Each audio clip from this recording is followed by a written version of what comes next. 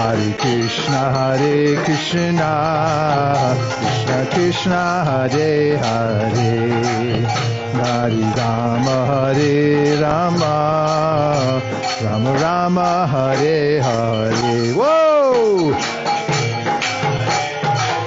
Go, Drew!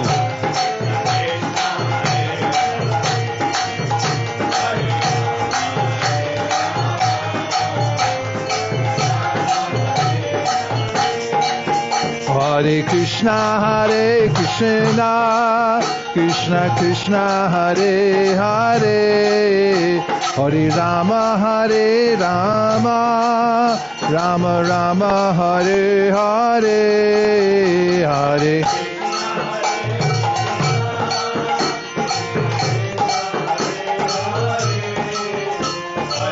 Go, go, go!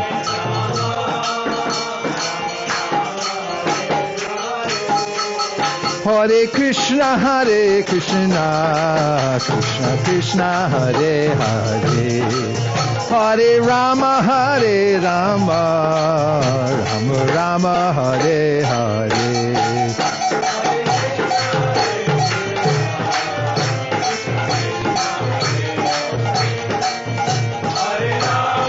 Hare Rama, Rama Rama, Hare Hare. Wait for it. Re. Go to pray. Manande Hari Hari Bo.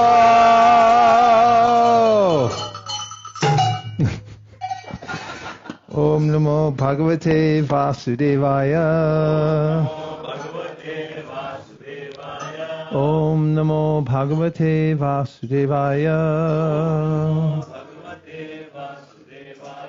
Om Namo Bhagavate Vasudevaya. Narayanam Namaskritya Naram Chaiva Narottamam Devim Saraswatim Vyasam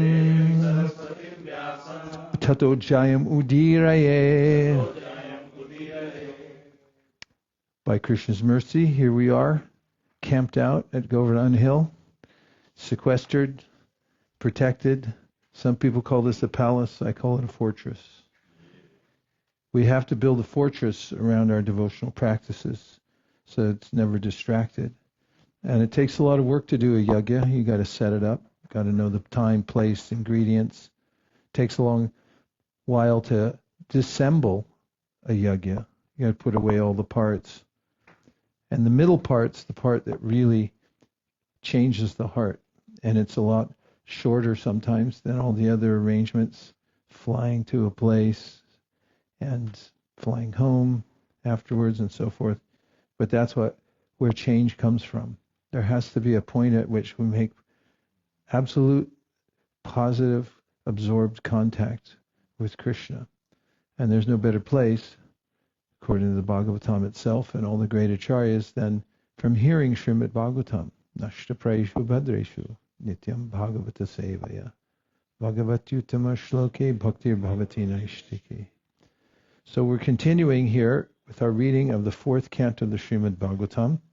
We're up to chapter 11, which is entitled Svayambhuva Manu Advises Dhruva Maharaj. And we welcome everyone who's joined us here as part of the live studio audience at Govardhan Hill, Govardhan Studios.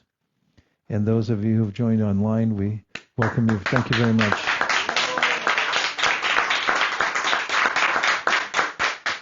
If you need any camera angle during the time as you're watching at home, please just request. Chakadol is very attentive. He'll move the camera around for you. If you have questions, you can write them in the chat box. And also, let's give a shout out to the Outside People's Party who are camped out outside. Haribol!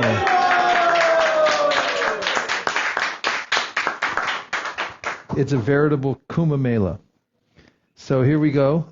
Om Jnana Timirandasya Jnananjana Shalakaya Chakrurun Vedatam Dena Tasmai Shri Gurave Namaha Jaya Shri Krishna Chaitanya Prabhu Nityananda Sri Advaita Gadadhara Shivasari Gaura Bhaktavinda Nitai Namineche Namirhate Shadamulyenam Dite Chere Nitai Namineche Namirhate Shadamulyenam Dite Chere Hare Krishna Hare Krishna, Krishna Krishna, Hare Hare, Hare Rama, Hare Rama, Rama Rama,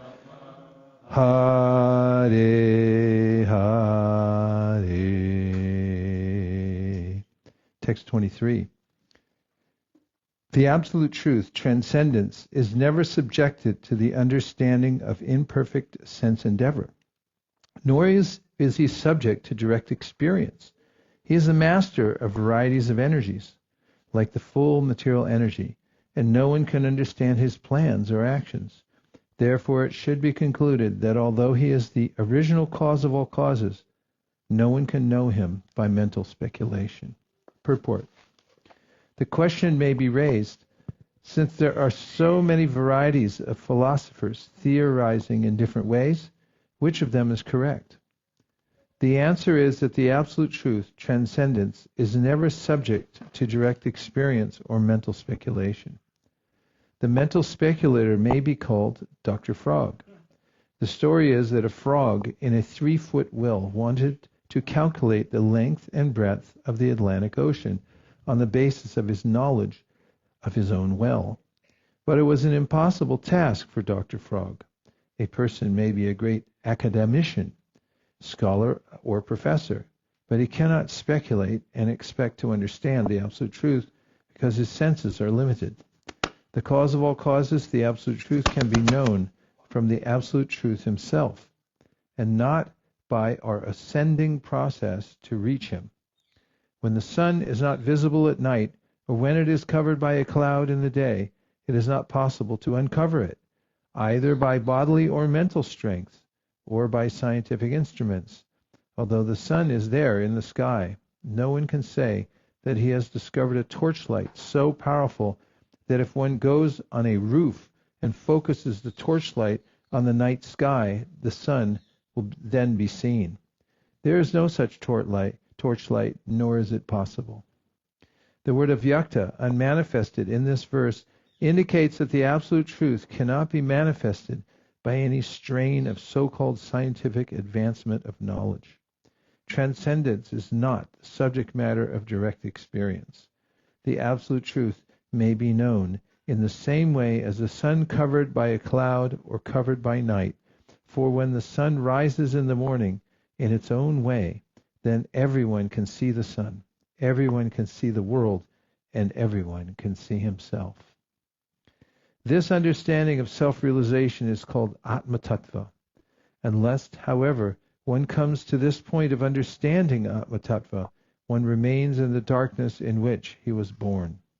Under the circumstances, no one can understand the plan of the Supreme Personality of Godhead. The Lord is equipped with varieties of energies, as stated in the Vedic literature, Parasa Shaktir Vivadaiva Shruyate. He is equipped with the energy of eternal time. He is not only the material energy, which we see and experience, but he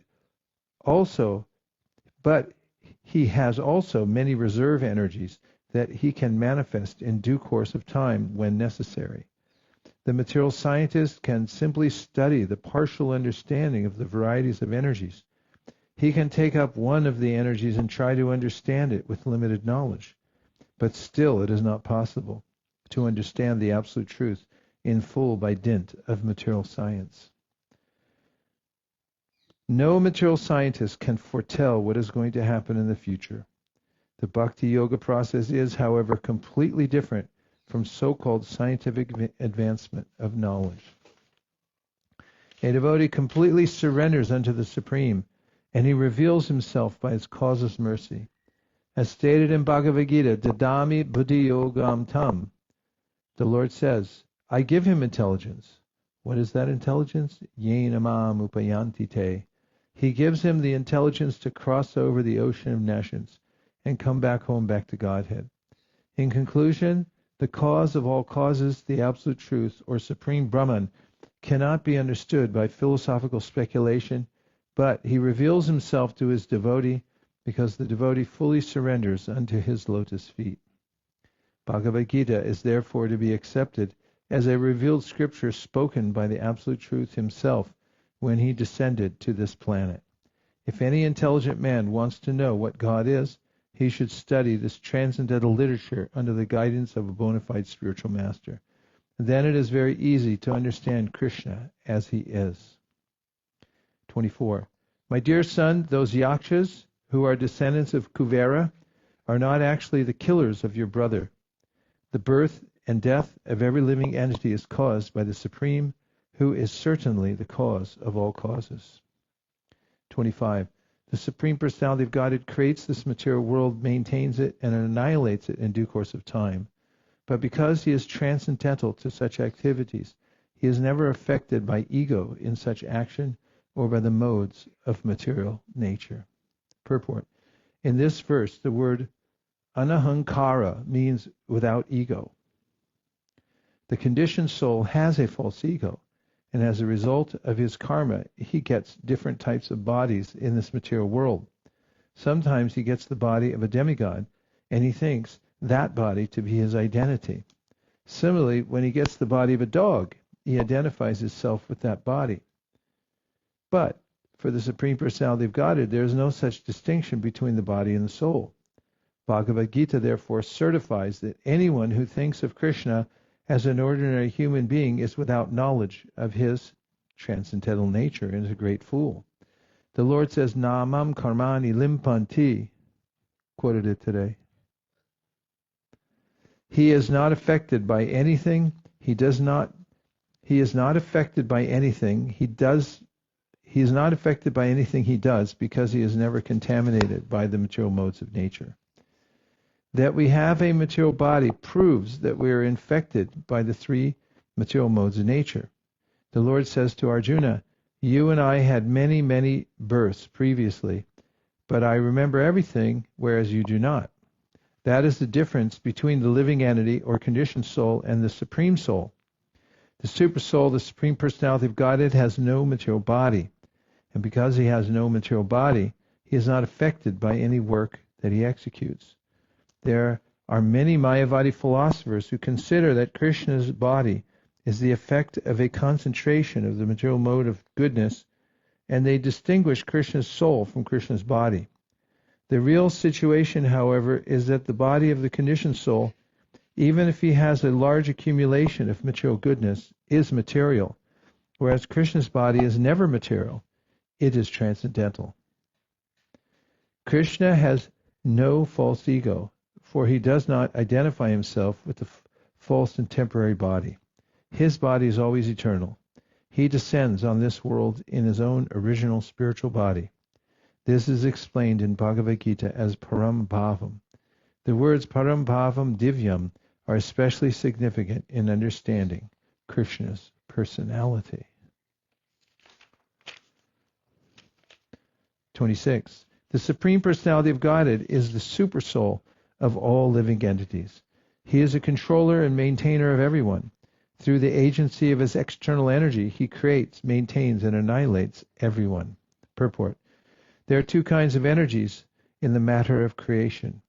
The Lord creates this material world through his external material energy, whereas the spiritual world is a manifestation of his internal energy. He is always associated with the internal energy, but he is always aloof from the material energy. Therefore, in Bhagavad Gita, the Lord says, Matstani sarvabhutani na chaham teshvavashtita. All living entities are living on me or on my energy, but I am not everywhere. Bhagavad Gita 9.4. He is personally always situated in the spiritual world. In the material world also, wherever the Supreme Lord is personally present, is to be understood as the spiritual world. For example, the Lord is worshipped in the temple by pure devotees. The temple is therefore to be understood as the spiritual world. Text 27. My dear boy, Dhruva, please surrender unto the Supreme Personality of Godhead, who is the ultimate goal of the progress of the world. Everyone, including the demigods headed by Lord Brahma, is working under his control, just as a bull prompted by a rope in its nose is controlled by its owner. Purport. The material disease is to declare independence from the Supreme Controller. Factually, our material existence begins when we forget the Supreme Controller and wish to lord it over material nature. Everyone in the material world is trying his best to become the Supreme Controller, individually, nationally, socially, and in many other ways. Dhruva Maharaj was advised to stop fighting by his grandfather, who was concerned that Dhruva was adhering to a personal ambition to fight to annihilate the whole race of Yakshas. In this verse, therefore, Svayambhuva Manu seeks to eradicate the last tinge of false ambition in Dhruva by explaining the position of the Supreme Controller. The words Mrityum Amritam, death and immortality, are significant. In Bhagavad Gita, the Lord says, I am ultimate death, who takes away everything from the demons. The demons' business is to continually struggle for existence as lords over the material nature. The demons repeatedly meet death after death and create a network of involvement in the material world. The Lord is death for the demons, but for devotees he is amrita, eternal life. Devotees who render continuous service to the Lord have already attained immortality. For whatever they are doing in this life, they will continue to do in the next. They will simply change their material bodies for spiritual bodies. Unlike the demons, they no longer have to change material bodies. The Lord, therefore, is simultaneously death and immortality. He is death for demons and immortality for devotees. That could be a good name of an organization. We have food for life, we can have death for demons. He is the ultimate goal for everyone because he is the cause of all causes. Dhruva Maharaj was advised to surrender unto him in all respects, without keeping any personal ambition. One may put forward the argument, why are the demigods worshipped? The answer is given here that demigods are worshipped by less intelligent men. The demigods themselves accept sacrifices for the ultimate satisfaction of the Supreme Personality of God.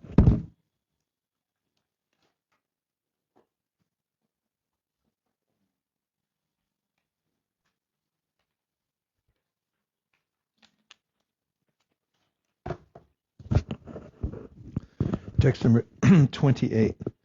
My dear Dhruva, at the age of only 5 years, you were very grievously afflicted by the words of your mother's co-wife. Please look up the word afflicted.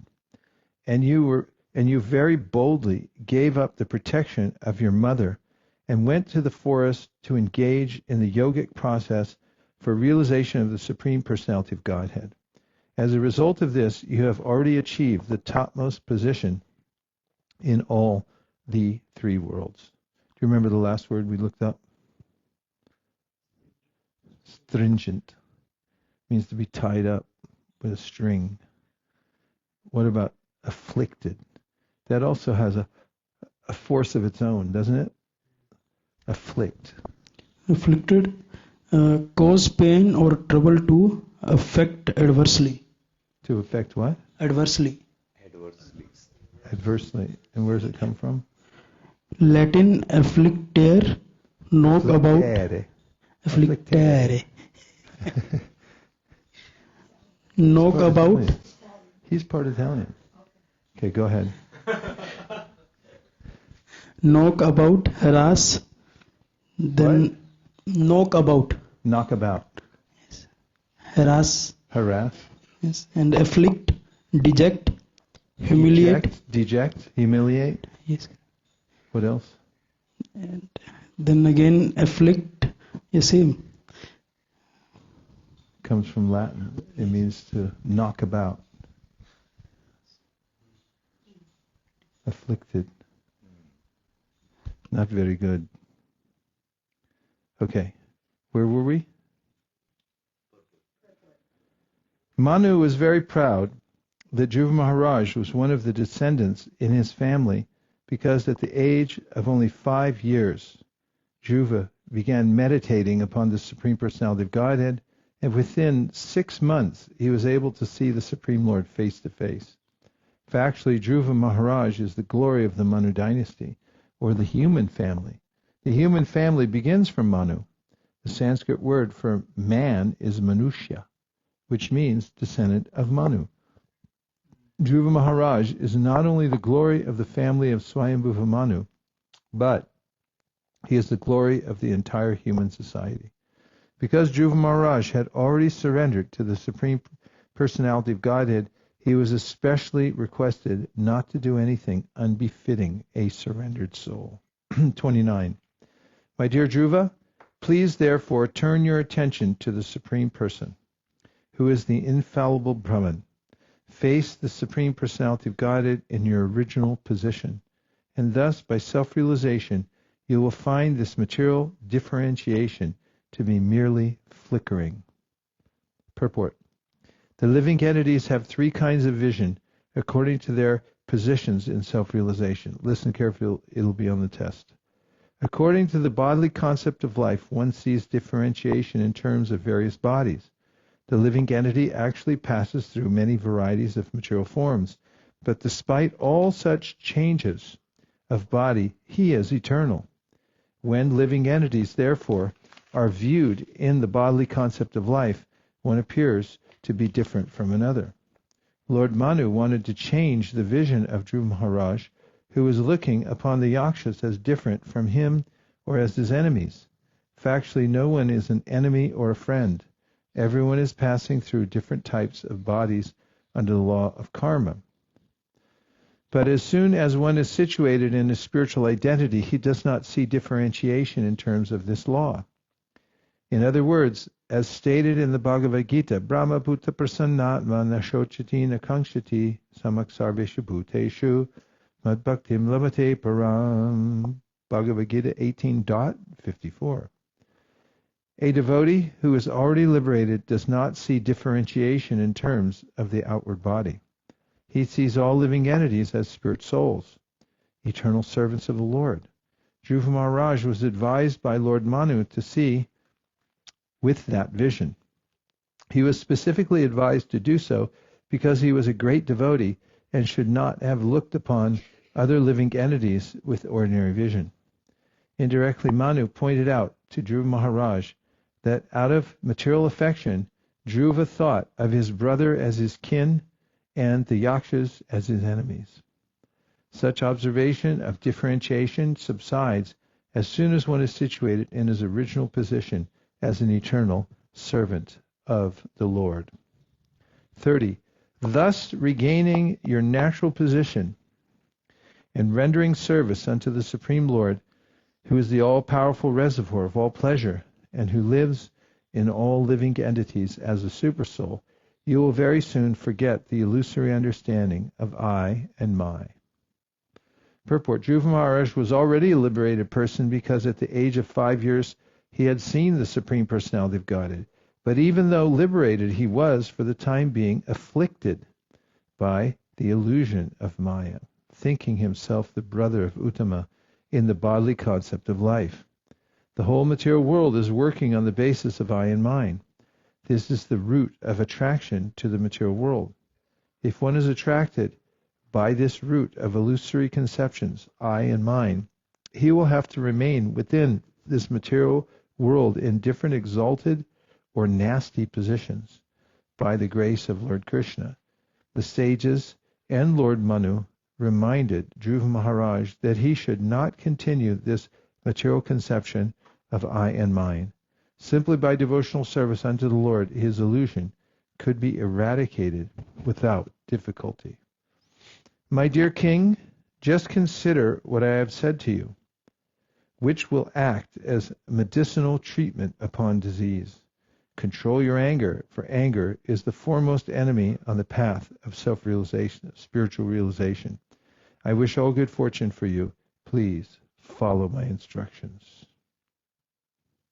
Shrutena Bhuyasa Rajan. Dhruva Maharaj was a liberated soul, and actually he was not angry with anyone. But because he was the ruler, it was his duty to become angry for some time in order to keep law and order in the state. His brother Uttama was without fault, yet he was killed by one of the yakshas. It was the duty of Dhruva Maharaj to kill the offender, life for life, because he was the king. When the challenge came, Dhruva Maharaj fought vehemently and punished the yakshas sufficiently. But anger is such that if one increases it, it increases unlimitedly. In order that Dhruva Maharaj's kingly anger not exceed the limit, Manu was kind enough to check his grandson, Dhruva Maharaj, to check his grandson. Dhruva Maharaj could understand the purpose of his grandfather, and he immediately stopped the fighting. The words Shrutena Bhuyasa, by constantly hearing, are very important in this verse. By constantly hearing about devotional service, one can check the force of anger, which is detrimental to the process of devotional service. I repeat, by constantly hearing about devotional service, one can check the force of anger, which is detrimental to the process of devotional service. So if somebody asks you, how could you possibly control anger? How should I control anger? What would you say? By constantly hearing about devotional service. Correct. This is correct. Srila Parikshit Maharaj said that the constant hearing of the pastimes of the Lord is the panacea. Look up the word, I think it's Greek. For all material diseases. Pan means everything. For all material diseases, everyone therefore should hear about the Supreme Personality of Godhead constantly. By hearing, one can always remain in equilibrium, and thus his progress in spiritual life will not be hampered. By hearing, one can maintain equilibrium. This is a revelation worth the price of admission here today, right? Isn't it? It's too good. Okay, panacea, go ahead. We have afflicted, stringent, panacea. Pi means Pro-Indo-European. It's a theoretical language. It means there is no such language. It's just a speculation by linguists saying that all languages trace back to an original language, so they put PIE. Go ahead. Panacea noun means universal remedy from 1540s. From Latin, panacea, a herb. 1540s. When did Lord Chaitanya come? 1486. So it happened right after that. The word came up. Go ahead. We'll start a rumor that Lord Chaitanya started it. Go ahead. From Latin, panacea, a herb, variously identified. An herb. Go ahead. That would heal all illnesses. An herb that heals all illnesses. It'd be nice to have, right? Go ahead. From Greek, as you said, panakia, cure all. A cure-all. From panakes, all healing. From pan means all, plus ekos means cure. Ekos with a K, right? Yes. Typical Greek. Ekos.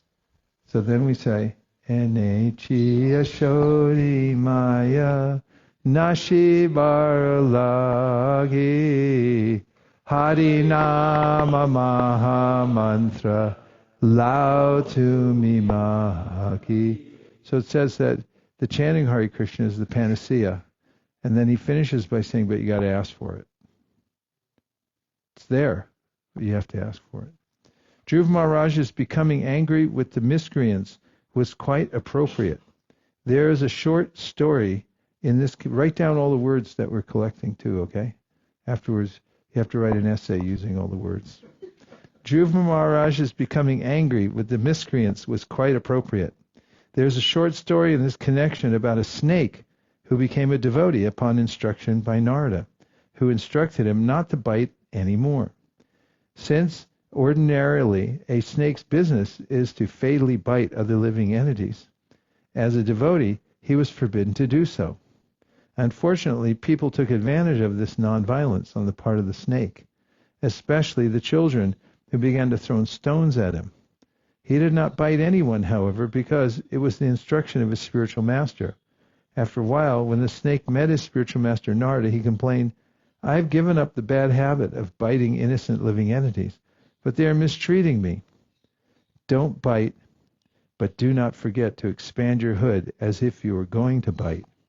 Then they will go away." Similarly, a devotee is always nonviolent. He is qualified with all good qualities. But in the common world, when there is mischief made by others, he should not forget to become angry, at least for the time being, in order to drive away the miscreants. 32. A person who desires liberation from this material world should not fall under the control of anger, because when bewildered by anger, one becomes a source of dread for all others. Purport: a devotee or saintly person should not be dreadful to others, nor should anyone be a source of dread to him. If one treats others with non-enmity, then no one will become his enemy. There is the example, however, of Jesus Christ, who had enemies, and they crucified him. The demoniac are always present, and they find fault even in saintly persons. But a saintly person never becomes angry, even if there is very great provocation. Provocation has the vok in it. Look it up. Has vok in it. Means you got to say something to provoke people. Right? Vok. At least that's my guess. Pro means forward. Vok. Asian just makes it into a noun. Provocation. It is from 1400, provocation, incitement, urging, from Old French, provocation, 12th century, and directly from Latin, provocationem, nominative provocatio, a calling forth, a summoning. Calling forth. A summoning, summon, a challenge. Noun of action from past participle, stem of provocare, to call out. Provocare, you say it. You're Italian. Provocare. See? He's Italian. You can't fool us. You're from Delhi. All right. Specifically, act of exciting anger or vexation, early 15th century. The meaning, anything that excites anger, a cause of resentment, is by 1716. Provoke. Provocation. But a saintly person never becomes angry, even if there's very great provocation. When I worked in the St. Louis airport, there was this Christian guy. He was a preacher of some kind. He used to come through quite regularly, and he would, as soon as he'd come through, he'd get like on a higher level, like on a stair or something, and he'd just start screaming at the top of his lungs about how we were there, we were causing everyone to go to hell, and he wouldn't stop. He was really expert at it. Have you ever been provoked when teaching Krishna consciousness? Somebody said something to you? The mantra, when I first started, we were all younger back then, people always used to say, "Why don't you get a job?" That was one of the main things. Why don't you get a job? How come you're not gainfully employed? To try to provoke. It's a lot of provocation. They say weird stuff. Okay, where are we? 33? Yeah. My dear Dhruva, you thought that the Yakshas killed your brother, and therefore you have killed great numbers of them. But by this action you have agitated the mind of Lord Shiva's brother, Kuvera, who is the treasurer of the demigods. Please note that your actions have been very disrespectful to Kuvera and Lord Shiva. Purport: Lord Manu stated that Dhruva Maharaj had been offensive to Lord Shiva and his brother Kuvera because the Yakshas belonged to Kuvera's family. They were not ordinary persons. As such, they have been described as punyajana, pious men. Somehow or other, the mind of Kuvera had been agitated, and Dhruva Maharaj was advised to pacify him. Somehow or other, the mind of Kuvera had been agitated, and Dhruva Maharaj was asked to pacify him. For this reason, my son, you should immediately pacify Kuvera with gentle words and prayers, and thus his wrath may not affect our family. In our common dealings, we should maintain friendship with everyone, and certainly with such exalted demigods as Kuvera. Our behavior should be such that no one should become angry and thereby commit a wrong to individuals, families, or society. Thus Svayambhuva Manu, after giving instruction to Dhruva Maharaj, his grandson, received respectful obeisances from him. Then Lord Manu and the great sages went back to their respective homes. Thus end the Bhaktivedanta purports of the 4th canto, 11th chapter of the Srimad Bhagavatam, entitled Svayambhuva Manu advises Dhruva Maharaj to stop fighting. Bravo! Sadhu, sadhu! Bravissimo!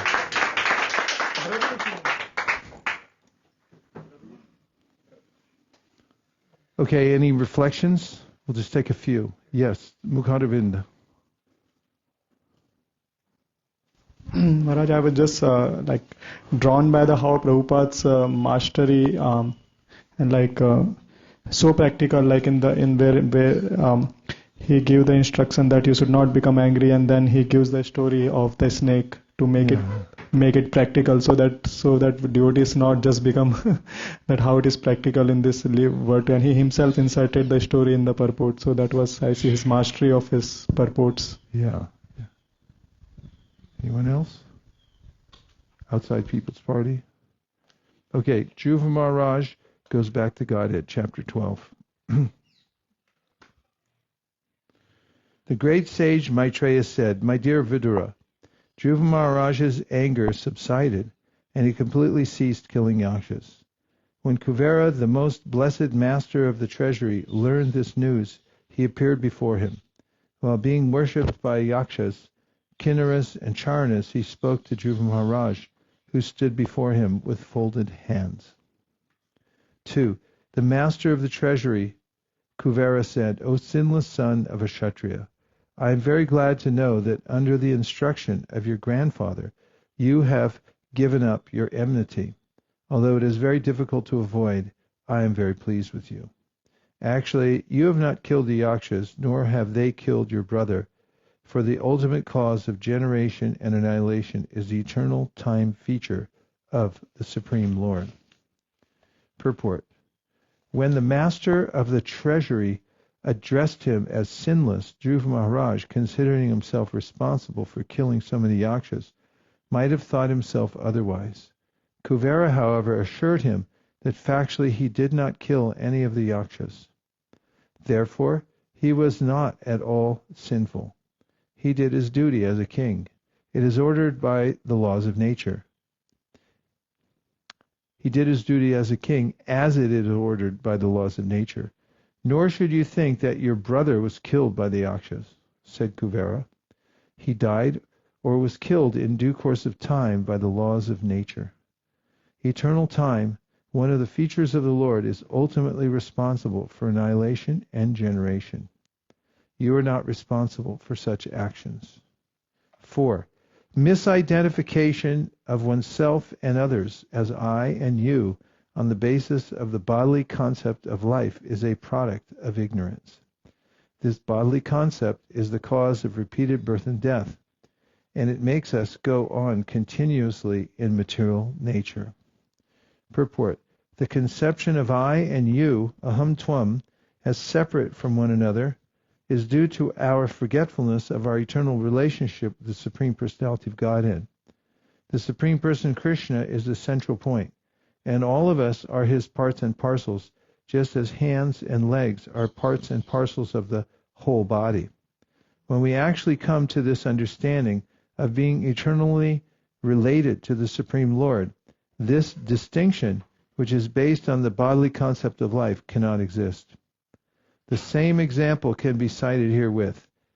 The hand is the hand, and the leg is the leg, but when both of them engage in the service of the whole body, there is no such distinction as hands and legs, for all of them belong to the whole body, and all the parts working together constitute the whole body. Isn't that nice? Similarly, when the living entities are in Krishna consciousness, there is no such distinction as I and you, because everyone is engaged in the service of the Lord. Since the Lord is absolute, the services are also absolute. Even though the hand is working one way and the leg is working in another way, since the purpose is the Supreme Personality of Godhead, they are all one. This is not to be confused with the statement of the Mayavadi philosopher that everything is one. Real knowledge is that hand is hand, leg is leg, body is body, and yet altogether they are one. As soon as a living entity thinks that he is independent, his constitutional material existence begins. The conception of independent existence is therefore like a dream. One has to be in Krishna consciousness, his original position, then he can be freed from material bondage. It's too nice.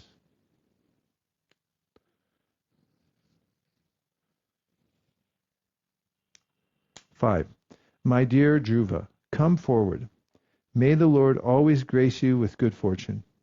The Supreme Personality of Godhead, who is beyond our sensual perception, is the supersoul of all living entities, and thus all entities are one, without distinction.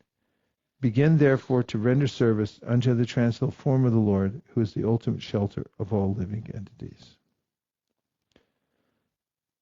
Here the word vigraham, having specific form, is very significant, for it indicates that the Absolute Truth is ultimately the Supreme Personality of Godhead. That is explained in the Brahma Samhita. Sakchidananda Vigraha. He has form, but his form is different from any kind of material form. The living entities are the marginal energy of the Supreme Form.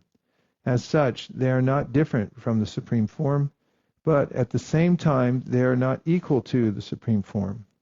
Dhruva Maharaj is advised herewith to render service unto the Supreme Form. That will include service to other individual forms. For example, a tree has a form, and when water is poured on the root of the tree, the other forms, the leaves, twigs, flowers, and fruits, are automatically watered. The Mayavad conception that because the Absolute Truth is everything, he must be formless, is rejected here. Rather, it is confirmed that the Absolute Truth has form, and yet he is all-pervading. Nothing is independent from him. 6. Engage yourself fully, therefore, in the devotional service of the Lord, for only he can deliver us from this entanglement of material existence. Although the Lord is attached to his material potency, he is aloof from her activities. Everything in this material world is happening by the inconceivable potency of the Supreme Personality of Godhead. Purport. In continuation of the previous verse, it is specifically mentioned here that Dhruva Maharaj should engage himself in devotional service. Devotional service cannot be rendered to the impersonal Brahman, feature of the Supreme Personality of Godhead.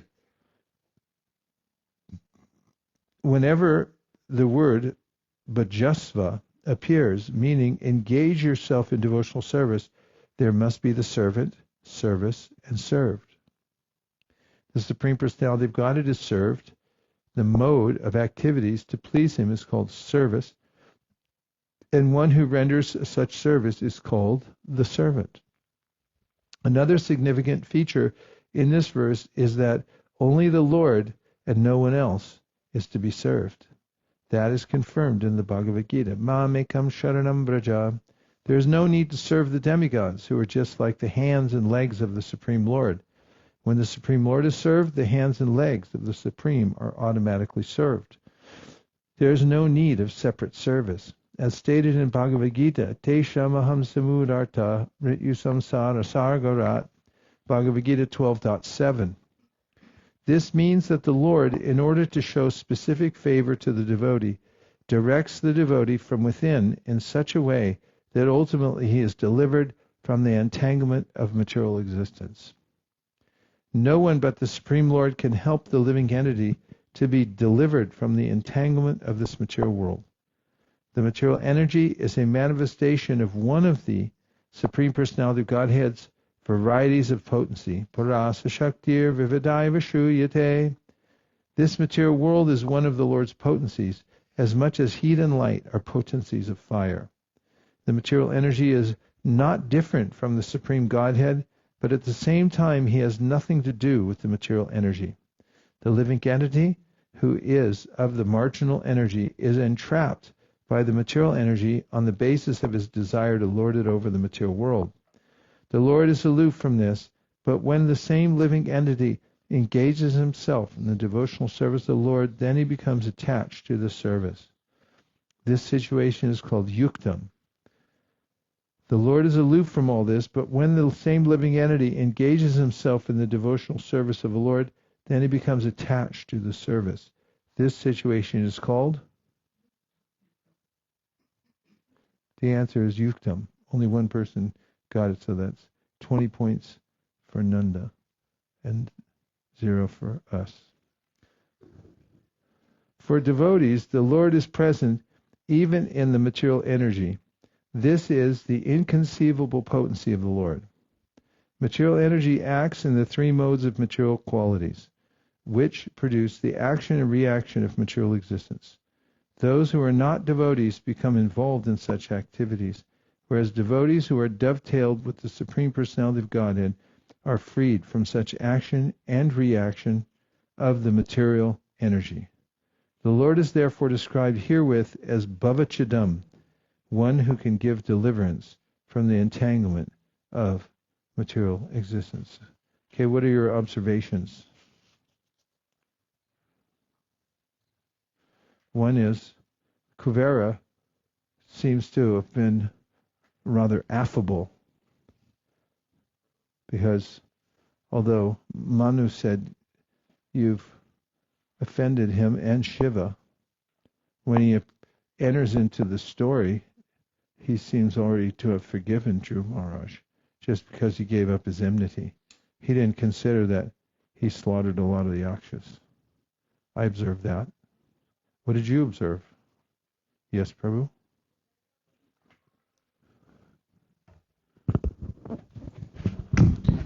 Having well-wishers is very important when we are perceiving devotional service of, even if there's a small distractions, they bring it back on the course.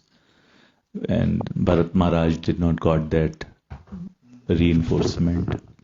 That's a really good point. And Prabhupada had said earlier, I noted it, that we should be a friend to everybody. We should make friends with everybody. I was thinking that yesterday when we went to the meeting.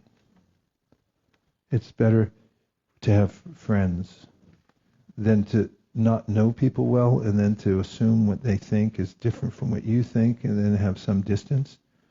In such a small movement as ours, it's a worthy cause to connect to as many people on a heartfelt level. Even if we think differently from them, we should at least have a friendship, understanding.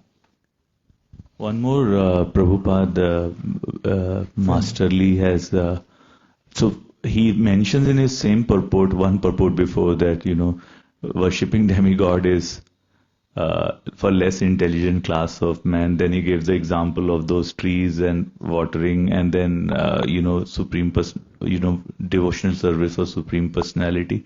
And do not offend Dhruva, do not offend Kuvera, who is a demigod. So, but Prabhupada is balancing everything together, saying, okay, don't offend Kuvera, but practice your devotional service to the Supreme Personality of Godhead. So that's also was striking on how Prabhupada is balancing in purport. In one side he goes like pitch this side, then he goes like on the other side, balancing it up. Yeah. Nice. Why were you smiling? Krishna Saka? Actually, you're prone to smile. Go ahead. Guru Maharaj, I went to parikrama, full parikrama, and when I went, as Prabhu was saying that we should have friends, as he said, actually we should have friends. I actually I detoured, I crossed Puchrika Lota. I was doing that, I didn't go inside, and I crossed the Puchrika Lota, and I went ahead 1 kilometer. But when I was walking, I was continuously praying, begging to trees and dust and surabis, all of them. But then when I crossed it 1 kilometer, the Puchrika Lota, I was broke down. I was like, Krishna, why you don't show me the way? Then I had to come back 1 kilometer back, and then from Puchrika Lota I went, and then I met there was a Vrajvasi who was walking very fast, so I just tagged along him, and it felt like the distance reduced very much, and I found out he was in army. So I was walking with him. Actually, I was running with him. He was just walking. But so I wanted to come back early so I can be in the reading also and everything. So actually at the end I came back in 4 hours, and yesterday it took me 5 hours. Actually, it took us 5 hours. So even though I detoured, but as Prabhu was, as you were saying that we should have friends, so I was thinking about it, that having friends, having guidance, it will help us not to detour, like how Bharat Maharaj got detoured. So that's what I was thinking. Sadhu, sadhu. Anybody else? What have you observed so far? Yes. Yeah, Hare Krishna Guru Maharaj. Prabhupada nicely explains how by worshipping Supreme Person of Godhead we don't need to worship the demigods. At times, previously when I don't know about Krishna consciousness, I was worshipping each and every god for one thing. So I felt overwhelming. Like I want just one stop shop. I don't want to worship so many things. So I was meditating like how I can get one solution for everything. Then when I got in touch with Krishna consciousness, okay, so this is the answer for what I was thinking from long years. I just want to share. Yeah, it's an important point. Yes, Bhakta Ryan. Hare Krishna. I'm kind of wondering, trying to understand, is it that Dhruva Maharaj is actually made an offense here? Because like we say, Kuvera doesn't seem very offended, or is it one of these situations because he's a very great devotee, he's already achieved the very highest potential realization, having the direct darshan of Lord Krishna. So how can he be making this offense? And it's kind of almost maybe like one of the situations that we see in the commentary of Bhagavad Gita or of Srimad Bhagavatam, how Parikshit Maharaja, Arjuna are asking questions, and Prabhupada is clarifying for us that these questions are not for their ignorance, but for the good of the listeners that they're asking the question. So is it that this pastime is actually Dhruva Maharaj is making some mistake, or it's more for the benefit of the listener to understand his spirit, his detachment, etc.? Well, in the Briyat Bhagavatamrita, Sanatana Goswami says that Bharat Maharaj fell down just to show how to make a comeback so that others could understand that. It was his commentary, his perspective. He listed a couple more too, others who had gone through similar. So in that case it's didactic. But there's another meaning here, or something else that can be taken from it, and just that the material world's a complicated place, even if one is a pure devotee. Think of other complex situations with Ashwatthama, after Arjuna had vowed to catch and kill him and allow Draupadi to take her bath standing on his head, which had been decapitated. then there was a disagreement because Draupadi changed, and she said, "Oh, no, don't kill him because I worry about his mother. How will she feel?" And Bhima said, "Kill him right now. He deserves it." And Krishna had to manifest 2 extra arms during that kerfuffle to make sure that the devotees kept at a little bit of a distance in arguing the point. Meanwhile, Arjuna was expected to do something. He had to make a decision, and Krishna looked at him as if to say, "You know what to do." So he cut the jewel from his hair, was a Kshatriya symbol, and once the jewel was cut from his hair, he was emasculated and he was taken away from his role in the eyes of society. And the idea was that you don't have to kill the physical body in order to punish him, or you can say he was killed, I promised to kill him. That's also a kind of killing. I bring that up just to show that there's subtleties and that there's a way in which in Dhruva Maharaj, his role as a king and also his being a pure devotee, there's some crossover, there's a contrast, and that we could also take from it that perfection or balance doesn't mean that you always get it completely right, but it means you know what it means to pull back to the right point. Just like when you're balancing, you're not completely still, but you're constantly readjusting and trying to come back to equilibrium. Even a plane, when it's flying, is off course about 95% of the time and only pulls back to the theoretical absolute straight line about 5% of the time. Okay, we have a comment on this matter from the Outside People's Party. Hare Krishna. In line with what you were saying, I remember you often say that we should have this mood of "I live to be corrected," because if we think that we know everything, then it will be like we're cheating ourselves. No one will want to say anything. Yes. And there's also a saying that it's impossible to understand the mindset of a pure devotee. So there's not always an exact, clear answer. And one of the ways the Bhagavatam teaches us also is, because when do you ever get like a completely clear, when you're making decisions, absolutely this and not that? Maybe when it's take to Krishna consciousness, but then come all kinds of other decisions. Should I go back to school? Should I get a job and do Krishna consciousness? Should I get married, or should I just be a Brahmachari? It goes on constantly until the time of death. And at the time of death, you're thinking like, okay, these people from Delhi say they have some new cure. Should I take it, or should I just settle into leaving my body? And as long as we're in the material world, there's a complication. Even if you are a pure devotee, it's not always straightforward that, like, I understand how everything works, and there's some idea that there's no decisions to make, or that they're clear-cut. There's a little ambiguity involved, even for the pure devotees.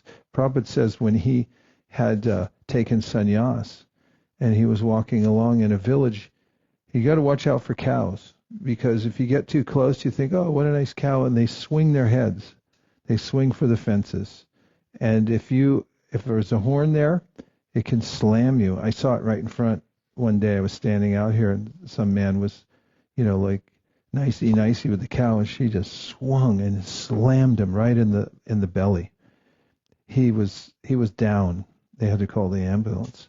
And it happened to Prabhupada right after he took sannyas. And Prabhupada says in a lecture that he was hit by a cow like that, and that he said when he hit the footpath and he was lying there, he said, "Krishna, what is this?" I just took sannyas. Now what happened? So I bring that up as a point that you may say, okay, in the life of a pure devotee, Prabhupada is a pure devotee. And he mentions into an assembly of devotees that Krishna dismantled everything. He took away everything I had. And the devotees had a light-hearted response to it because they thought, well, what's it to you? You're a pure devotee. What do you care? Because they only saw him as a Paramahamsa in that stage of his life. But then Prabhupada retorted that no, when Krishna takes away everything, you become very morose. So Dhruva Maharaj is a pure devotee, but he's young. He hasn't gone through his whole life, and there are various ways in which you maneuver in the material world, even as a pure devotee. So that's part of the beauty of the Bhagavatam, that it's got nuance, it's subtle, and it's relatable also. And we can see that, yeah, pure devotees go through stuff. And when you go through something and then you think of Dhruva Maharaj and you think of him, yes, this, but then no, I shouldn't do it, then come back, then you can understand that that's the way to make it through the world, is to constantly be coming back to the center. Please go ahead. And as you pointed out, your observation, I was just thinking that typically in the material world, when somebody is making progress, the demigod started getting worried because they may occupy their position, or they become more powerful and all that one, and they're trying to disturb, like Indra did. So many examples in Bhagavatam. But here Kuvera uncharacteristically was kind of kind, and he started giving him more like a preaching, what you should be doing, and yes, already forgiving one. So it also gives a contrast to us that it is not demigod all the time are afraid about losing their position or somebody, and they are also having a heart of a it's an important point. Yeah. It Prabhupada makes it elsewhere. It's in the 10th canto, 14th chapter, where it's mentioned how the demigods are relishing the activities of the devotees in Vrindavan, because there's a synergy they have, the senses of the inhabitants there. And they say, oh, we're enjoying devotional service through them. And there's other instances too, where the demigods are on the side of somebody and they're trying to assist them. So it's a good point that they're not always like that, trying to waylay our progress. Okay?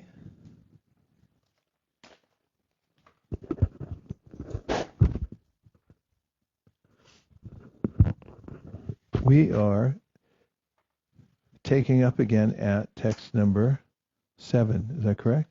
7. 6? 7. My dear Dhruva Maharaj, son of Maharaj Uttanapada, we have heard that you are constantly engaged in transcendental loving service to the Supreme Personality of Godhead, who is known for his lotus navel. You are therefore worthy to take all benediction from us. Please therefore ask whatever benediction you want from me without hesitation. Purport: Dhruva Maharaj, the son of King Uttanapada, was already known throughout the universe as a great devotee of the Lord, constantly thinking of his lotus feet. Such a pure, uncontaminated devotee of the Lord is worthy to have all the benedictions that can be offered by the demigods. He doesn't have to worship the demigods separately for such benediction. Kuvera is the treasurer of the demigods, and he is personally offering whatever benediction Dhruva Maharaj would like to have from him. Srila Bilvamangal Thakur stated, therefore, that for persons who engage in the devotional service of the Lord, all material benedictions wait like maidservants. Mukti Devi is just waiting at the door of the devotee to offer liberation, more than that at any time. To be a devotee is therefore an exalted position. Simply by rendering transcendental loving service unto the Supreme Personality of Godhead, one can have all the benedictions of the world without separate endeavor. That's your thing, right? One-stop shopping. Lord Kuvera said to Dhruva Maharaj that he had heard that he was always in samadhi. or thinking of the lotus feet of the Lord. In other words, he knew that for Dhruva Maharaj there was nothing desirable within the three material worlds. He knew that Dhruva would ask for nothing but to remember the lotus feet of the Supreme Lord constantly. The great sage Maitreya continued, My dear Vidura, when thus asked to accept a benediction from Kuvera, the Yaksharaj, Dhruva Maharaj, that most exalted pure devotee, who was an intelligent and thoughtful king, begged from him that he might have unflinching faith in and remembrance of the Supreme Personality of Godhead, for thus a person can cross over the oceans of nescience very easily, although it is very difficult for others to cross. Purport. According to the opinion of expert followers of Vedic rites, there are different types of benedictions in terms of religiosity, economic development, sense gratification, and liberation. These four principles are known as Chaturvargas. Of all the Chaturvargas, the benediction of liberation is considered to be the highest in this material world. To be enabled to cross over material nescience is known as the highest Purushartha, or benediction for the human being. But Dhruva Maharaj wanted a benediction which surpasses even the highest Purushartha, liberation. He wanted the benediction that he might constantly remember the lotus feet of the Lord. This stage of life is called Pancha Purushartha. When a devotee comes to the platform of Pancha Purushartha, simply engaging in devotional service to the Lord, the fourth Purushartha, liberation, becomes very insignificant in his eyes. Srila Prabodhananda Saraswati has stated in this connection that for a devotee, liberation is a hellish condition of life. As for sense gratification, which is available in the heavenly planets, the devotee considers it to be a will-o'-the-wisp, having no value in life. Yogis endeavor to control the senses, but for a devotee, controlling the senses is no difficulty at all. The senses are compared to serpents, but for a devotee, the serpent's poison teeth are broken. Thus, Srila Prabodhananda Saraswati has analyzed all kinds of benedictions available in this world, and he clearly declares that for a pure devotee, they are all of no significance. Dhruva Maharaj was also a Mahabhagavata, or a first-class pure devotee, and his intelligence was very great, Mahamati. Unless one is very intelligent, one cannot take to devotional service or Krishna consciousness. Naturally, anyone who is a first-class devotee must be a first-class intelligent person, and therefore not interested in any kind of benediction within this material world. Dhruva Maharaj was offered benediction by the king of the kings, Kuvera, the treasurer of the demigods, whose only business is to supply immense riches to persons within this materialistic world, is described as the king of kings, because unless benedicted by Kuvera, one cannot become a king.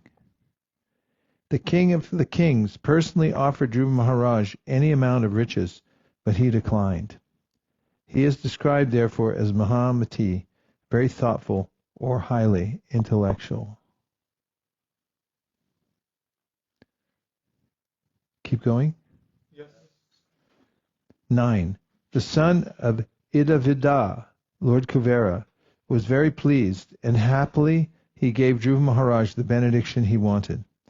Thereafter he disappeared from Dhruva's presence, and Dhruva Maharaj also returned to his capital city. Purport. Kuvera, who is known as the son of Idavida, was very pleased with Dhruva Maharaj because he did not ask him for anything materially enjoyable. Kuvera is one of the demigods, so one may put forward the argument, why did Dhruva Maharaj take benediction from a demigod? The answer is that for a Vaishnava there is no objection in taking benediction from a demigod if it is favorable for advancing Krishna consciousness. The gopis, for example, worship Katyayani, the demigoddess, but the only benediction they wanted from the goddess was to have Krishna as their husband. A Vaishnava is not interested in asking any benediction from the demigods, nor is he interested in asking benediction from the Supreme Personality of Godhead.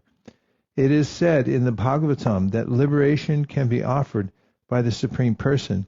But even if a pure devotee is offered liberation by the Supreme Lord, he refuses to accept it. Dhruva Maharaj did not ask Kuvera for transference to the spiritual world, which is called liberation. He simply asked that wherever he would remain, whether in the spiritual or material world, he would always remember the Supreme Personality of Godhead. A Vaishnava is always respectful to everyone. So when Kuvera offered him a benediction, he did not refuse it, but he wanted something which would be favorable to his advancement in Krishna consciousness. Therefore, on this day of Dhruva's birthday, may we pray that our dear Dhruva will always have the benediction that he may remember Krishna in all circumstances of life. Om Tat Sat.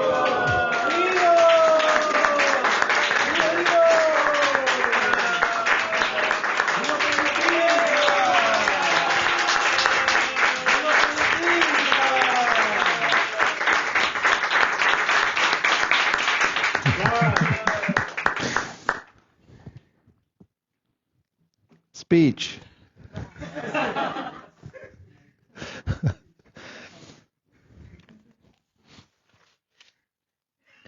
When Radha Kripa. It's an old ISV tradition. But everyone says the same thing. Please give me your blessings that I may always. Okay, here's our last purport and verse before we take our Gayatri break. Dhruva's got to get over to Vrindavan. As long as he remained at home, Dhruva Maharaj performed many great ceremonial sacrifices in order to please the enjoyer of all sacrifices, the Supreme Personality of Godhead. Prescribed ceremonial sacrifices are especially meant to please Lord Vishnu. Life's better with air, right? Yeah. As long as he remained at home, Dhruva Maharaj performed many great ceremonial sacrifices. I'll start over. Here we go, last one. As long as he remained at home, Dhruva Maharaj performed many great ceremonial sacrifices in order to please the enjoyer of all sacrifices, the Supreme Personality of Godhead. Prescribed ceremonial sacrifices are especially meant to please Lord Vishnu, who is the objective of all such sacrifices and who awards the resultant benedictions. Ready for the purport? In Bhagavad Gita 3.9, it is said, Yagnartat karmanon yatra loko yam karma bandhanaha. One should act or work only in order to please the Supreme Lord. Otherwise, he becomes entangled in the resultant reactions. According to the 4 divisions of Varna and Ashrama, Kshatriyas and Vaishyas are especially advised to perform great ceremonial sacrifices and to distribute their accumulated money very liberally. Dhruva Maharaj, as a king and ideal Kshatriya, performs many such sacrifices, giving very liberally in charity. Kshatriyas and Vaishyas are supposed to earn their money and accumulate great riches. Sometimes they do it by acting sinfully. Kshatriyas are meant to rule over a country. Dhruva Maharaj, for example, in the course of ruling, had to fight and kill many yakshas. Such action is necessary for Kshatriyas. A Kshatriya should not be a coward, and he should not be non-violent. To rule over the country, he has to act violently. Kshatriyas and the Vaishyas are therefore especially advised to give in charity at least 50% of their accumulated wealth. In Bhagavad Gita, it is recommended that even though one enters the renounced order of life, he still cannot give up the performance of yajna, dana, and tapasya. They are never to be given up. Tapasya is meant for the renounced order of life. Those who are retired from worldly activities should perform tapasya, penances, and austerities. Those who are in the material world, the Kshatriyas and the Vaishyas, must give in charity. Brahmacharis, in the beginning of their lives, should perform different kinds of yajnas. Dhruva Maharaj, as an ideal king, practically emptied his treasury by giving in charity. A king is not meant to simply realize taxes from the citizens and accumulate wealth to spend in sense gratification. World monarchy has failed ever since kings began to satisfy their personal senses with the taxes accumulated from the citizens. Of course, whether the system is monarchy or democracy, the same corruption is still going on. At the present moment, there are different parties in the democratic government, but everyone is busy trying to keep their posts or trying to keep their political party in power. They have very little time to think of the welfare of the citizens, whom they oppress with heavy taxes in the form of income tax, sales tax, and many other taxes. People sometimes have 80 to 90% of their income taken away, and these taxes are lavishly spent for the high salaries drawn by the officers and rulers. Formerly, the taxes accumulated from the citizens were spent for performing great sacrifices as enjoined in the Vedic literature. At the present moment, however, almost all forms of sacrifice are not at all possible. Therefore, it is recommended in the Shastras that people should perform Sankirtan Yajna. Any householder, regardless of his position, can perform this Sankirtan Yajna without expenditure. All the family members can sit down together and simply clap their hands and chant the Hare Krishna Maha Mantra. Somehow or other, everyone can manage to perform such a yajna and distribute prasad to the people in general. That is quite sufficient for this age of Kali. The Krishna consciousness movement is based on this principle. Chant the Hare Krishna Maha Mantra every moment, as much as possible, both inside and outside of the temples, and as far as possible, distribute prasad. This process can be accelerated with the cooperation of state administrators and those who are producing the country's wealth. Okay, got to do that. I was thinking India yesterday at the meeting, they got into a pledge rally at the end, live, and I heard our goal this year for Bhagavad Gita is 3.7 million, and at the meeting they pledged for 3.5 million. The Indian temples pledged for. That's pretty close to our goal, right? And I was thinking, it would be nice if ISV could beat that number.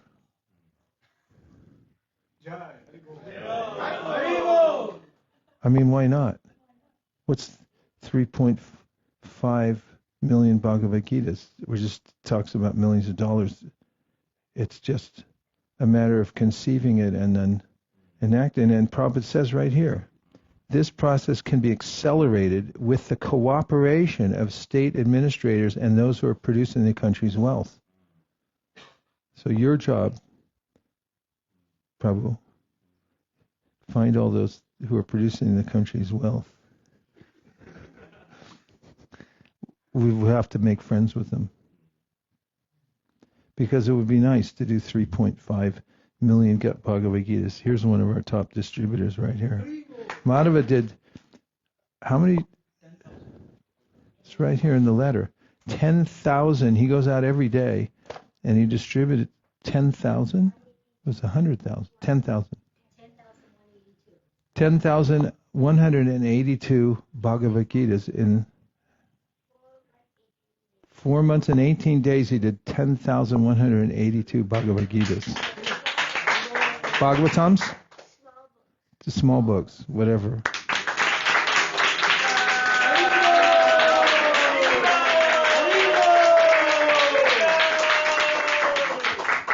Because of your great service, I'd like to award you this special T-shirt. It's got all the verses from the second chapter of the Bhagavatam from Divinity Divine Service.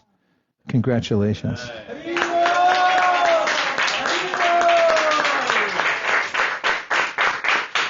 And he used a special innovation because we do lollipop sticker and book, but he changed it to Kaja instead of the lollipop because the people in Bengal, they recognize that.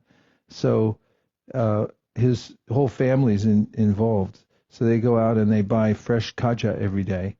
And then you give a Kaja and a sticker and then the book, then the card, right, that has the Bengali on it. And then you stand in mountain pose, right?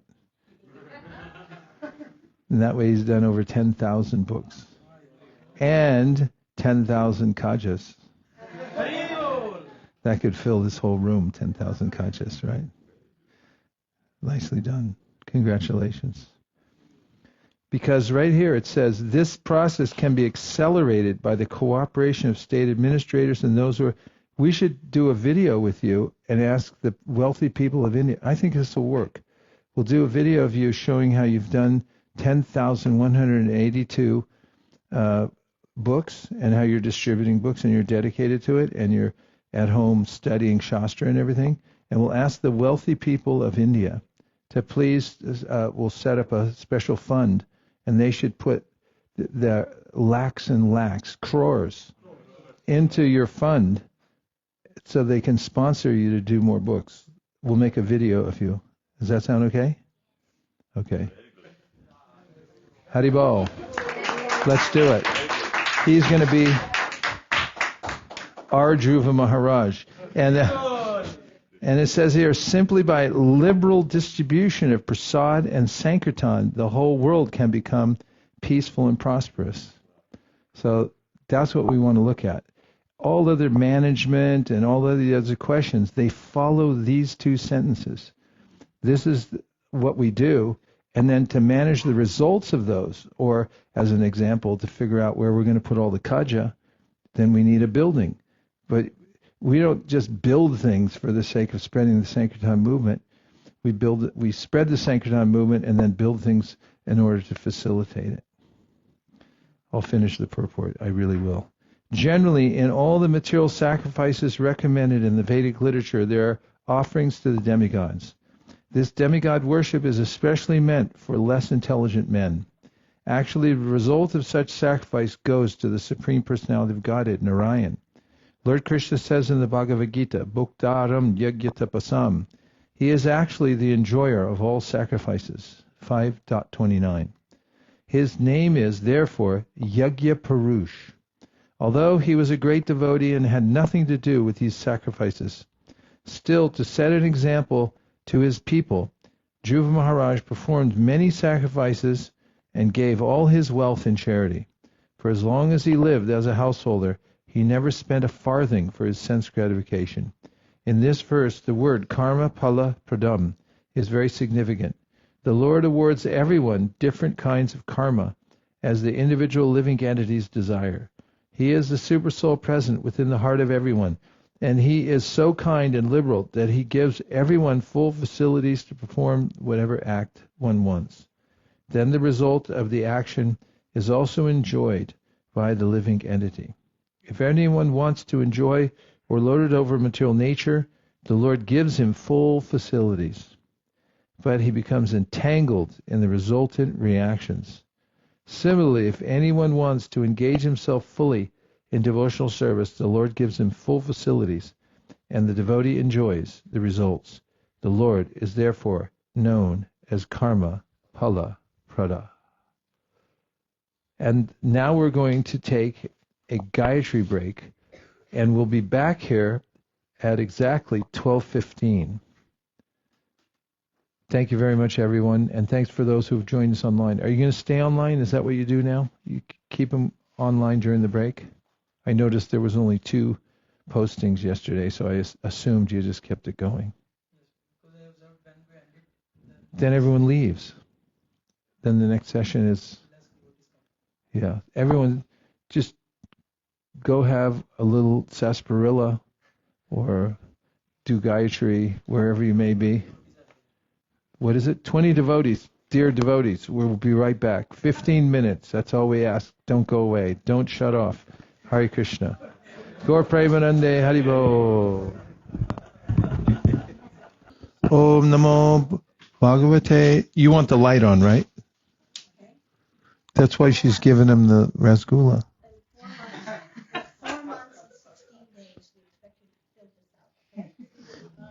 Just when you're distributing kaja, one for you, one for them. I was given one of my first services. We went to a concert in San Francisco, and they handed me a huge box of Simply Wonderfuls. They said, pass these out. And I thought, you're kidding me, right? I went around the corner and I was like, where? One for me, 4 for me, 1 for you.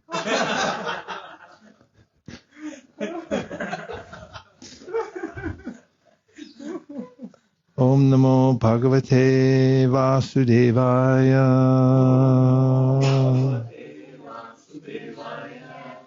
Now we're reading from the 4th canto, chapter number 12, and we're at verse number 11. This is called Dhruva Maharaj Goes Back to Godhead.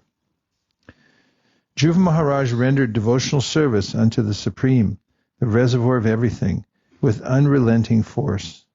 While carrying out his devotional service to the Lord, he could see that everything is situated in him only, and that he is situated in all living entities. The Lord is called Achyuta because he never fails in his prime duty, to give protection to his devotees. Purport: Dhruva Maharaj not only performed many sacrifices, but he carried on his transcendental occupation, engagement in the devotional service of the Lord. The ordinary karmis who want to enjoy the results of fruitive activities are concerned only with sacrifices and ritualistic ceremonies as enjoined in the Vedic Shastras. Although Dhruva Maharaj performed many sacrifices in order to be an exemplary king, he was constantly engaged in devotional service. The Lord always protects his surrendered devotee. A devotee can see that the Lord is situated in everyone's heart, as stated in the Bhagavad Gita, Ishvara sarva bhutanam hridayashirjunchistati. Ordinary persons cannot understand how the Supreme Lord is situated in everyone's heart, but a devotee can actually see him. Not only can he see him outwardly, but he can see with spiritual vision that everything is resting in the Supreme Personality of Godhead. As described in Bhagavad Gita, Matstani sarvabhutani, that is the vision of a Mahabhagavata. He sees everything others see, but instead of seeing merely the trees, the mountains, the cities, or the sky, he sees only his worshipable Supreme Personality of Godhead in everything. And because everything is resting in him only. This is the vision of the Mahabhagavata. In summary, a Mahabhagavata, a highly elevated pure devotee, sees the Lord everywhere as well as within the heart of everyone. This is possible for devotees who have developed elevated devotional service to the Lord. As stated in the Brahma Samhita, Premanjana Churita Bhakti Vilochanena, only those who have smeared their eyes with the ointment of love of Godhead can see everywhere the Supreme Lord face to face. It is not possible by imagination or so-called meditation. Brahma Samhita 5.38. Dhruva Maharaj was endowed with all the godly qualities. He was very respectful to the devotees of the Supreme Lord and very kind to the poor and innocent. And he protected religious principles. With all these qualifications, he was considered to be the direct father of all the citizens.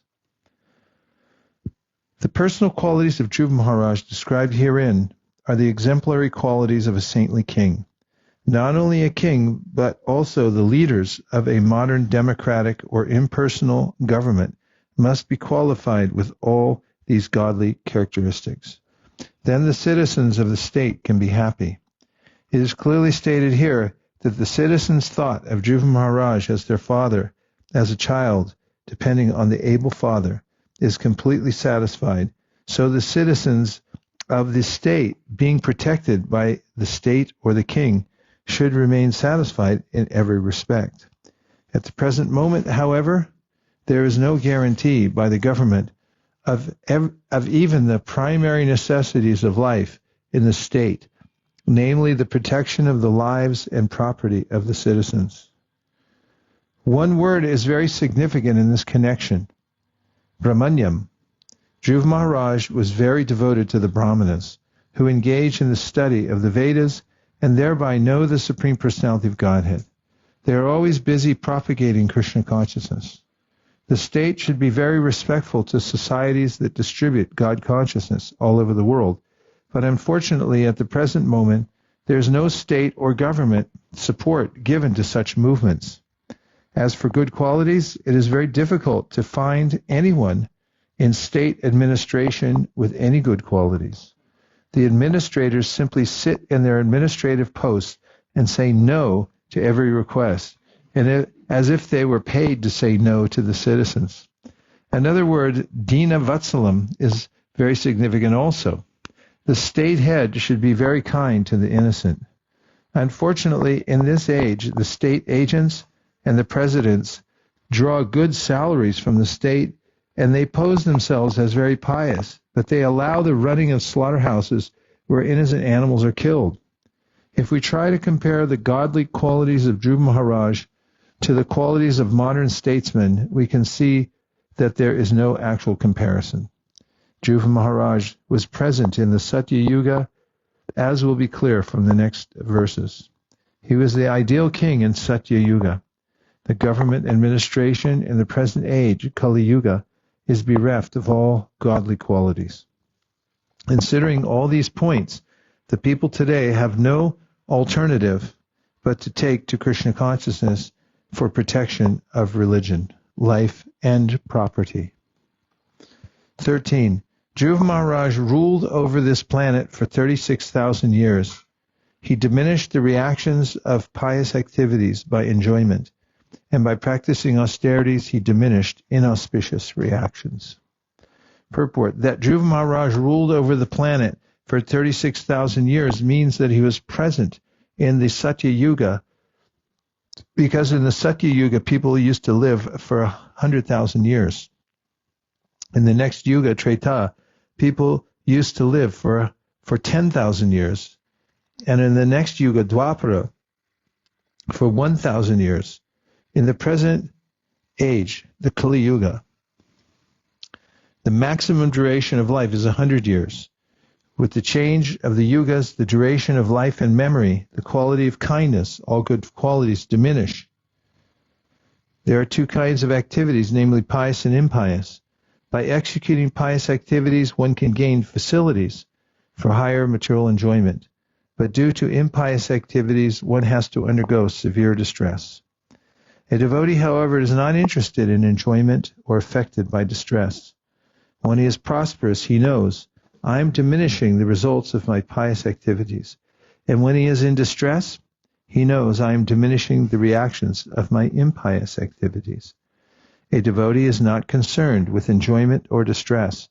He simply desires to execute devotional service. As is said in the Srimad Bhagavatam, that devotional service should be a pratiyata, not checked by the material conditions of happiness or distress. The devotee undergoes processes of austerity such as observing Ekadashi and similar other fasting days and restraining from illicit sex life, intoxication, gambling, and meat eating.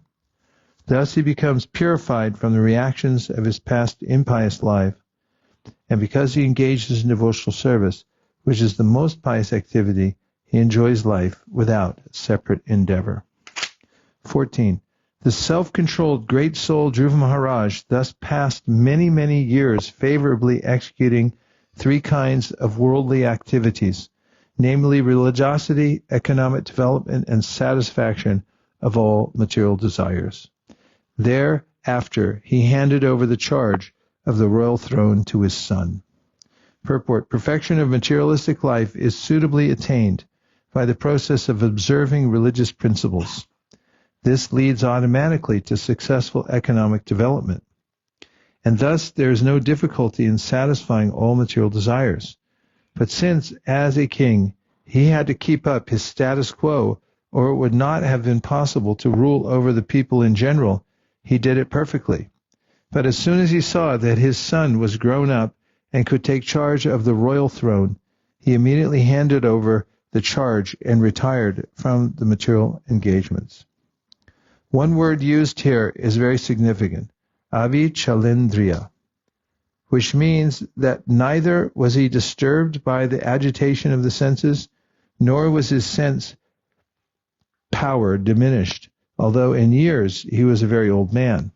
Since he ruled over the world for 36,000 years, naturally one may conclude that he became very, very old. But factually his senses were very young, and yet he was not interested in sense gratification.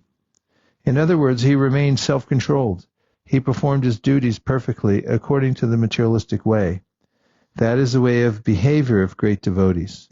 Srila Raghunath Das Goswami, one of the direct disciples of Lord Chaitanya, was the son of a very rich man. Although he had no interest in enjoying material happiness, when he was entrusted to do something in managing the state, he did it perfectly. Sri Gaurasundar advised him, from within, keep yourself and your mind completely aloof, but externally execute the material duties just as they need to be done. This transcendental position can be achieved by devotees only, as described in the Bhagavad Gita. While others, such as yogis, try to control their senses by force, devotees, even though possessing full sense power, do not use them because they engage in higher transcendental activities. 15. Srila Dhruva Maharaj realized that this cosmic manifestation bewilders living entities like a dream or phantasmagoria, because it is a creation of the illusory energy of the Supreme Lord. Purport. In the deep forest, sometimes it appears that there are big palaces and nice cities. That is technically called Gandharva Nagara. Similarly, in dreams, we create many false things out of imagination. A self-realized person or a devotee knows well that this material cosmic manifestation is a temporary, illusory representation appearing to be truth. It is like phantasmagoria, but behind this shadow creation, there is reality, the spiritual world. A devotee is interested in the spiritual world, not its shadow. Since he has realization of the supreme truth, a devotee is not interested in this temporary shadow of truth. This is confirmed in the Bhagavad Gita, Param Drishva Nivartate. Text number 16. Thus Dhruva Maharaj at the end left his kingdom, which extended all over the earth and was bounded by the great oceans. He considered his body, his wife, his children, his friends, his army, his rich treasury, his very comfortable palaces, and his many enjoyable pleasure grounds to be creations of the illusory energy. Thus, in due course of time, he retired to the forest known as Badarik Ashram in the Himalayas. Purport. In the beginning of his life, when he went to the forest in search of the Supreme Personality of Godhead, Dhruva Maharaj realized that all bodily conceptions of pleasure are products of the illusory energy. In the very beginning, of course, he was after the kingdom of his father, and in order to get it, he went to search for the Supreme Lord. But he later realized that everything is the creation of the illusory energy. From the acts of Srila Dhruva Maharaj, we can understand that somehow or other, if one becomes Krishna conscious, it does not matter what his motivation is in the beginning. He will eventually realize the real truth by the grace of the Lord. In the beginning, Dhruva Maharaj was interested in the kingdom of his father, but later on he became a great devotee, Mahabhagavata, and had no interest in material enjoyment. The perfection of life can be achieved only by devotees. Even if one completes only a minute percentage of devotional service and then falls down from his immature position, it is better than a person who fully engages in the fruit of activities of this material world. Comments? Observations? Oh my God. 1, 2, 3, 4.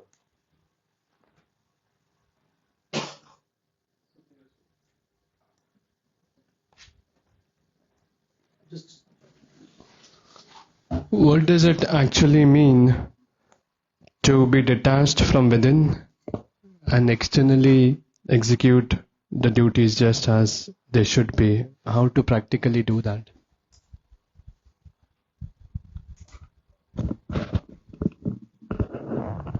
Well, there's a couple places. One's very technical. It comes from the Bhagavad Gita. Krishna says, Naiva kinchit karomiti yukto manyeta tattvavit pashan shinvan shvasan jigran ashnan gakshan sapan sasan pralapan vishanan grinan unmishan nimishanapi indriyan indriyarteshu vartanta iti darayan. So naiva kinchit means not ever, under any circumstances, does the person think, I'm doing anything. as he sees that all the karmendriyas and the gyanendriyas are working and interacting with the material nature, but he sees sango hyayam purusha, I have nothing to do with the material nature, and it's just going on mechanically. I have nothing to do with it. And as far as social interaction goes, it's mentioned in the Bhagavatam 7th canto near the end in the description of Grihastha life by Narada Muni to Yudhishthira, that the ideal Grihastha is attentive to his or her relationships in the family, because family means relationships, and there has to be affection. There has to be you have to give attention. For children to grow up, for instance, you have to give them your full attention. And for there to be a relationship between husband and wife, there has to be a sense of a camaraderie, affection, cooperation, and love. So Narada says the devotee, although engaged in all those activities, internally feels that these are my life situation. They're not my real life. And sees them as important in that they facilitate his or her service and devotional service, and therefore they should be maintained properly. But that person's not under the illusion that this is my wife, this is my husband, these are my kids. But if you take that mood and you externalize it, then you get ISKCON 1978, and you get traumatized kids who feel like they were neglected, and wives and husbands who are estranged from one another because the husband thought he was still a brahmachari, and a lot of things like that. I mean, I'm not saying that in a grihastha life the man should be a brahmachari in the sense of controlling the senses, but the mood should be loving and appreciative and full attention to the family. So that's practical.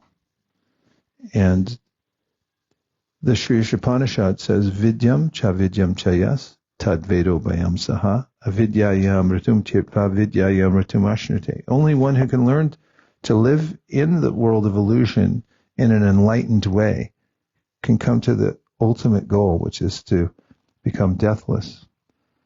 It's part of our process, actually, not to reject it, or not to artificially say that I have nothing to do with it and act like that towards your family, although it's inevitable at a certain point when you're leaving the orbit of your family and so forth. As a brahmachari or brahmacharini, you might write a letter saying, like, I don't know you guys anymore. I wrote one and walked away from everything. But then, there are different stages of life. Okay, that was one, then two. I was just reflecting on the humanness of Dhruva Maharaj as we were discussing, and then I was remembering one instance where Krishna was showing that in just from the Krishna book. This is chapter 57, when King Kshatrita is killed. Prabhupada writes, when Krishna was informed by Satyabhama of the murder of his father-in-law, he began to lament like an ordinary man. His great sorrow is, again, a strange thing. Lord Krishna has nothing to do with action and reaction, but because he was playing the part of a human being, he expressed his full sympathy for the bereavement of Satyabhama, and his eyes filled with tears when he heard about the death of his father-in-law.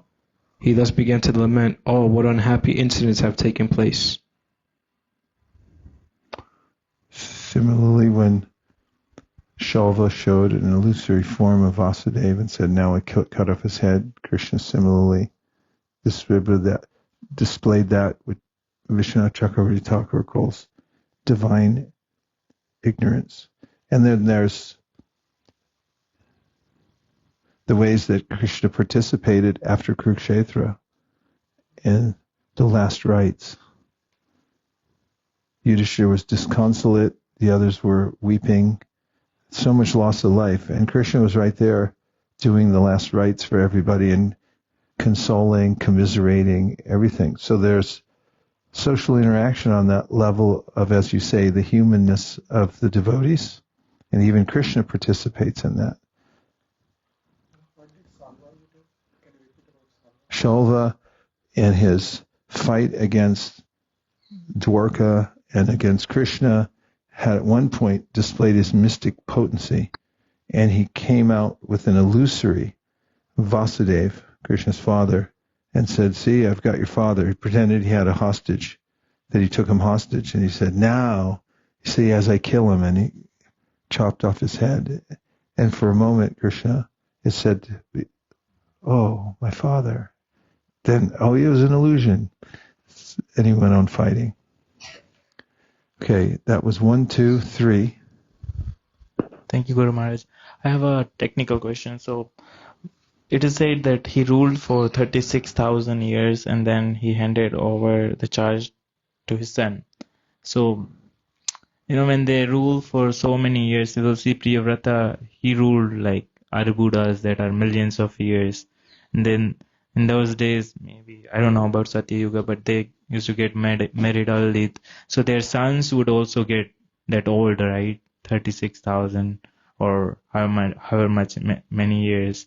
Then they are already old, then how they will rule? Well, it's relative because he lived for 100,000 years, right? So it'd be like a 36-year-old. That's not very old. And the sons would have been like 24-year-olds, 19-year-olds. Perfect timing to become a king. You see what I'm saying? Okay, 4.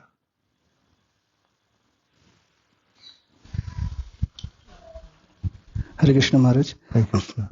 In the 13th verse, in the purport, Srila Prabhupada says, this is about how Dhruva Maharaj, he diminished the reactions of pious activities by enjoyment, etc. So here Prabhupada says, when he is prosperous, he means devotee, he knows I am diminishing the results of my pious activities.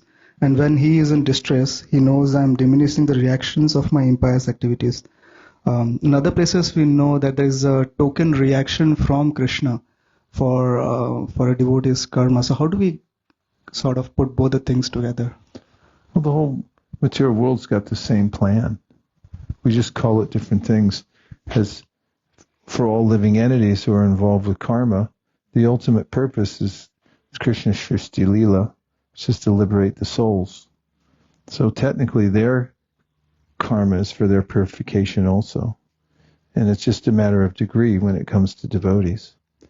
And then the commentary that I quoted a couple days ago from Vishwanath Chakravarti Thakur from Tatenukampam. Vishwanath Chakravarti Thakur says the last vestiges of attachment to the material world. Said the reactions the devotee gets may appear to be karma, but actually they are Krishna's customized afflictions, so the devotee gives up the last vestiges of attachment. Because Krishna knows exactly where it is. It's like, yeah, it's right over here. Let's zap that last one there. And it's like, here, try, see how you like this. And then like, oh yeah, forget that too. And so, in a general way, this is being expressed because Tatenu kampam susamikshamano bunjana evatma kritam vipakam means that the devotee is always situated in this attitude, which is that the Lord's purpose is 100% benevolent.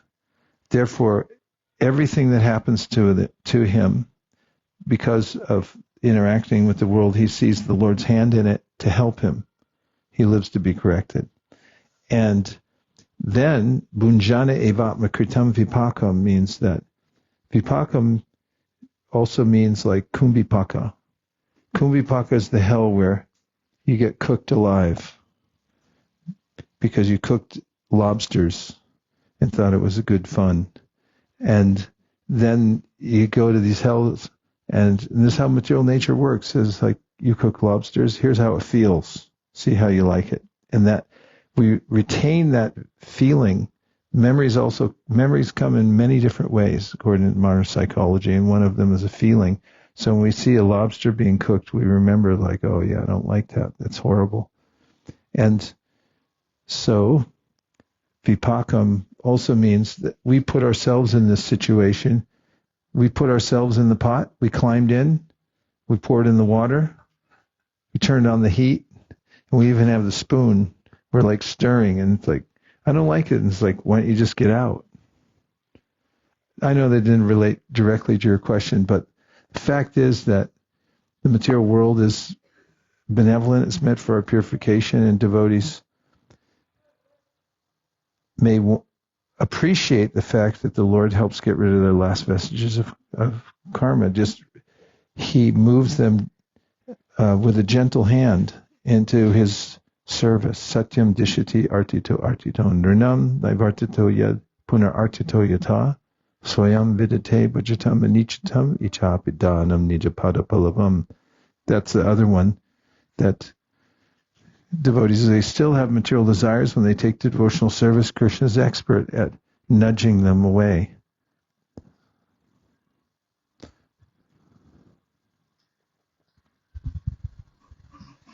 So in other words, it's not technically karma, it says Vishwanath Chakravarti Thakur, it's the Lord's personal intervention. But if you think about Mahamaya, that's also the Lord's intervention in the lives of the living entities as well, to ultimately convince them. One comment and question. So comment is that in the verse number 11, there is a word used, Tivra Ogham, with unrelenting force. Is in relation to Dhruva Maharaj, how he did the devotional service, and I was recollecting how Srila Prabhupada and now his followers, his disciples, how they are doing with this unrelenting force, the falling in footsteps and distributing the Krishna consciousness. So that quality I liked it in the 11th verse of this chapter. Tivraugam. Yeah. Tivraugam. Tivra Ogam means, thank you, Madhava. Yeah, that's almost like Ugrashava. Tivra Ogam, with unrelenting force. Yeah. And the question I had, like, in the similar verse, what Sri Antriksh Prabhu was asking, that is mentioned that he enjoys, so he diminishes the reaction of pious activity by enjoyment. So what is this enjoyment in devotee's life? Like where our pious activities are going away. It's just like a little... Somebody brings you a necklace, a valuable necklace. It comes of its own accord. It comes because it's in your balance sheet. They got to clear the balance sheet and say, like, here, okay, now you go bring that to him. So that cleared that off. You gave a necklace to somebody else some lifetime. Now it comes back to you. So there it is. And he would diminish it because he took everything and he just offered it to Krishna. That's the trick. He didn't get caught back up in it again, because the karma then goes on. But if you take everything and you just say, this is for Krishna, then it gets wiped off your sheet. You got to have an accountant to deal with it all. Krishna he gives you your own accountant. So then you take that off your balance sheet, and then you're no longer responsible for it. It's continuation of your pious or impious activity. It's kind of comforting, isn't it, to know that when something bad happens to you, it's like, yeah, that's great. I just cleared that off my account. Hare Krishna, I just wanted to mention how I find this story of Dhruva Maharaj so encouraging, because from where we're at when we start devotional service to where the goal is, it's quite a stretch. But Srila Prabhupada says here in this purport to 16, he says, from the acts of Srila Dhruva Maharaj, we can understand that somehow or other, if one becomes Krishna conscious, it does not matter what his motivation is in the beginning, he will eventually realize the real truth by the grace of the Lord. So success is already guaranteed. That I just find it really important to keep meditating on that point, because the mind has a tendency to discourage one. Oh, you're never going to do it. You're not good enough. You're not smart enough. You can't remember anything, etc., etc. But success is guaranteed if we just stick to the process. Hare Krishna. Yeah. And it's one of the meanings of determination. It has the word terminus in it, which means that you know you're going to reach the place that you're looking for. Because you know that, then you can continue. If you get the idea in your mind, I'm never going to make it to the finish line, then you just sort of like, there is no finish line. If we say, do as many push-ups as you can, you stop at a certain point and go, should I keep going? It's like, yeah, just keep going, as many as you can. But if someone says, do 5 or do 10 or whatever, then you have a clear idea. I can stop, then I'll go again and I'll do it. And it is important to know, to have that optimistic encouragement that if you just continue, then Krishna will make everything possible.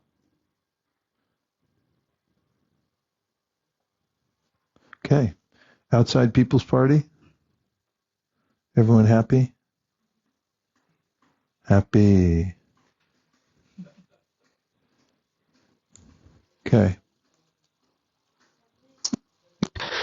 Which was that no matter how we start, we will reach the end. But also, even if we had material motivation, that's what Prabhupada mentioned. But if we keep them somehow or continue clinging, we can't become Krishna conscious. Right? So where is that allowance finish that we can start off with some material motives, but at one point we drop it, or we can hang with them a long time. That's an important point. Prabhupada had mentioned earlier about keeping our balance by continually hearing. And of course, Bhagavatam says, Savai pum samparo dharmo yato bhakti radhoksaje ahaitu kiya pratiyata yayatma suprasidati. Only by unmotivated, uninterrupted devotional service. So there may be a way in which I do devotional service and then I think, okay, I did enough. And then I slow down. Like sometimes people, they're taking care of their physical body and they think, okay, yeah, I exercised for 2 weeks. Now I should sit on the couch again and have ice cream every day, 3 times a day. And then what do you think will happen? So one has to continue the process and continue hearing ahaitukya pratiyata and at least maintain the momentum, because if one continues chanting, the Padma Purana says, Nama parada yuktanam namanyeva harantigam avishani prayuktani tanye vartakarani cha. If you're chanting offensively, you won't make progress. But if even the offensive chanters keep chanting and don't stop, they'll accidentally chant in Namabhas and they'll get so much benefit that will continue. As Shukadev Goswami says, Akama sarvakamo va mokshakama udaradi tivrena bhakti yogena yajeta purusham param. That keep the tivrena, that intense bhakti going, which is the ogam. What is it? Tivrogam. The same word, tivrena. It's like Prabhupada says, like a concentrated beam. And in the beginning, you have to scratch, bite, and claw, do whatever you can to stay above the drowning point in the material world. And Krishna says, I'm the swift deliverer of the devotee who's sincerely trying. Okay, here we go. We've got a couple more verses. And this is Tasyam Vishuddha Karanam Shivavar Vigaya Padhasanam Jitamarun Manasa Kritaksha Stule Dadhara Bhagavat Pratirupa Etad Jayam Stad Avya Vahito Vyasrajat Samadhau. In Bhadarika Ashram, here we go. We're back in the story. Are you ready? Yes. Wow. In Badarikashram, Dhruva Maharaja's senses became completely purified because he bathed regularly in the crystal clear, purified water. He fixed his sitting position and by yogic practice controlled the breathing process and the air of life. In this way, his senses were completely withdrawn. Then he concentrated his mind on the Archa Vigraha form of the Lord, which is the exact replica of the Lord, and thus meditating upon him, he entered into complete trance. Purport. Here's a description of the Ashtanga Yoga system to which Dhruva Maharaj was already accustomed. Ashtanga Yoga was never meant to be practiced in a fashionable city. Dhruva Maharaj went to Badarikashram, and in a solitary place alone, he practiced yoga. He concentrated his mind on the Archa Vigraha, the worshipable deity of the Lord, which exactly represents the Supreme Lord. And thus, thinking constantly of that deity, he became absorbed in trance. Worship of the Archa Vigraha is not idol worship. The Archa Vigraha is an incarnation of the Lord in a form appreciable by a devotee. Therefore, devotees engage in the temple in the service of the Lord as Archa Vigraha, a form made of sthula, material objects such as stone, metal, wood, jewels, or paint. All of these are called sthula, or physical representations. Since the devotees follow the regulative principles of worship, even though the Lord is there in his physical form, he is non-different from his original spiritual form. Thus the devotee gets the benefit of achieving the ultimate goal of life, that is to say, becoming always absorbed in thought of the Lord. This incessant thought of the Lord, as prescribed in the Bhagavad Gita, makes one the topmost yogi. Due to his transcendental bliss, incessant tears flowed from his eyes. His heart melted, and there was shivering and standing of the hairs all over his body.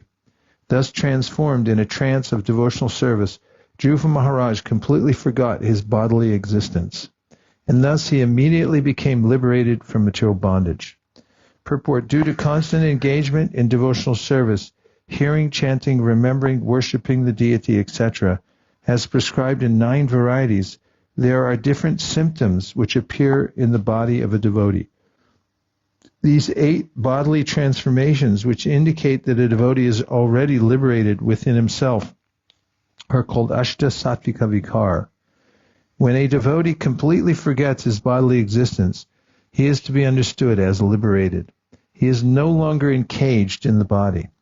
The example is given that when a coconut becomes completely dry, the coconut pulp within the coconut shell separates from the bondage of the shell and the outer covering. By moving the dry coconut, one can hear that the pulp within is no longer attached to the shell or to the covering. Similarly, when one is fully absorbed in devotional service, he is completely disconnected from the 2 material coverings, the subtle and gross bodies. Dhruva Maharaj actually attained this stage of life by constantly discharging devotional service.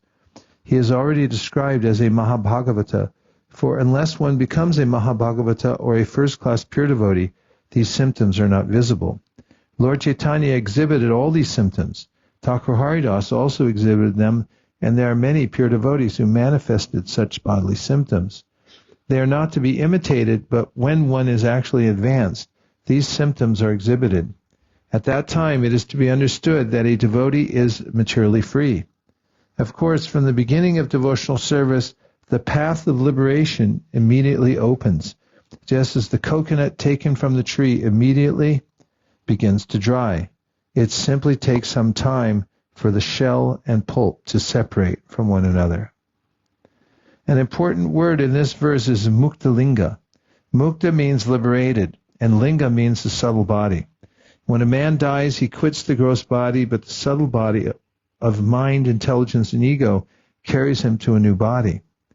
While existing in the present body, the same subtle body carries him from one stage of life to another. For example, from childhood to boyhood, by mental development. The mental condition of a baby is different from that of a boy. The mental condition of a boy is different from that of a young man, and the mental condition of a young man is different from that of an old man. So at death, the process of changing bodies takes place due to the subtle body. The mind, intelligence, and ego carry the soul from one gross body to another. This is called transmigration of the soul. But there is another stage when one becomes liberated even from the subtle body.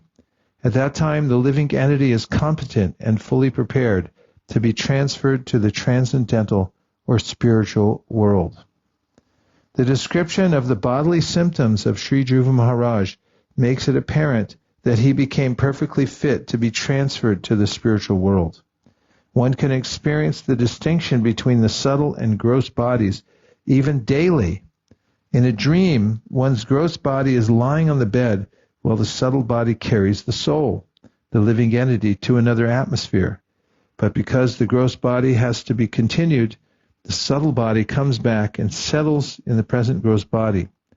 Therefore, one has to become free from the subtle body also. This freedom is known as muktalinga. 19. As soon as the symptoms of his liberation were manifest, he saw a very beautiful airplane coming down.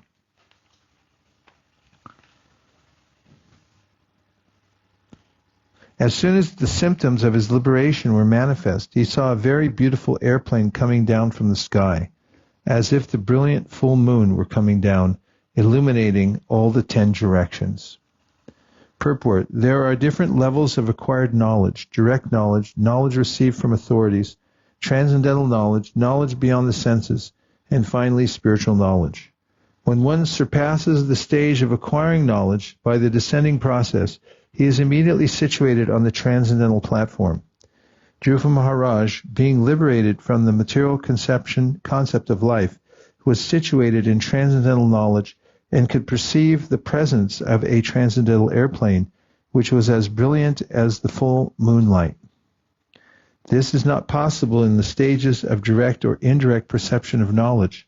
Such knowledge is a special favor of the Supreme Personality of Godhead. One can, however, rise to this platform of knowledge by the gradual process of advancing in devotional service or Krishna consciousness. And the last verse for the day.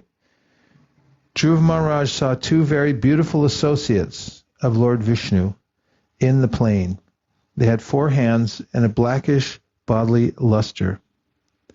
They were very youthful, and their eyes were just like reddish lotus flowers. They held clubs in their hands, and they were dressed in very attractive garments, with helmets, and were decorated with necklaces, bracelets, and earrings. Purport: the inhabitants of Vishnu Loka are of the same bodily feature as Lord Vishnu, and they also hold club, conch shell, lotus, flower, and disc. In this verse, it is distinctly stated that they had 4 hands and were nicely dressed. The description of their bodily decorations corresponds exactly to that of Vishnu. So the 2 uncommon personalities who descended from the airplane came directly from Vishnu Loka, or the planet where Lord Vishnu lives. So we're going to stop the reading just for a short lunch break. We'll be back here at 4 p.m. India Standard Time. So please mark your phones or write down the time and your local time and join with us back for hearing the details of how Dhruva Maharaj got in the airplane, brought his mom with him, and they went back to the spiritual world. Dear Srila Prabhupada, dear Sri Chaitanya Mahaprabhu, dear Srila Prabhupada, dear Sri Chaitanya Mahaprabhu, Shri Shri Panchatattva, Shri Shri Radha Madan Mohan, Shri Shri Lakshmi Nrsingadev, if you so desire, please instill in us Tivra Oga, so that we may receive huge government funds and all the wealthy people will give facility to expand the distribution of Bhagavad Gita. We can make a video for Madhava, make him a recipient of many of these funds to expand the distribution of Bhagavad Gita and Kaja. Thank you for considering our request. Om Tat Sat. Everyone agrees with this prayer in whole or in part. Please unmute and say Hare Krishna. Hare Krishna. Gaur Premanande. Hare Bol. Nitai Gaura Hari Bo. Hari Bo. Hari Bo. Nitai Gaura Hari Bo. Nitai Gaura Hari Bo. Hari Bo. Hari Bo. Nitai Gaura Hari Bo. Vanchakalpadurishcha Kripasindhamevacha Patitanam Pavadibhyo Vaishnavebhyo Namo Namaha. Thank you everyone for coming in.